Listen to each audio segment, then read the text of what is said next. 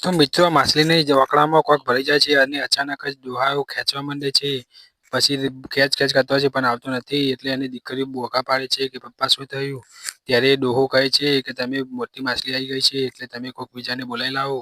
ત્યારે પેલી દીકરીઓ દોડતી બોલાવા જાય છે બીજા માછીમારોને. ત્યારે બીજા માછીમારોનો અવાજ સંભળાય છે કે કોઈનો અવાજ આવે છે. ત્યારે આ બે દીકરીઓને આ બે જણા જોઈ જાય છે. પછી તરત જ એ બે દીકરીઓ જોડે જાય છે કે શું થયું? ત્યારે પેલી બે દીકરીઓ કહે છે કે અમારે મોટી માછલી આવી ગઈ છે. પછી આ બે માછીમારો અને દીકરીઓ જાય છે એ ડોહા જોડે. પછી એ ડોહો ખેંચતો હોય છે ત્યારે પેલા જોઈ રહ્યા હોય છે કે શું થયું? પછી એ ડોહાની સાથે એ પણ ખેંચવાની માંડે છે અને પછી વકડામાં તો એક જૂના જમાનાની પેટી આવી હોય છે અને એ પેટી દાગીનાથી ભરેલી હોય છે.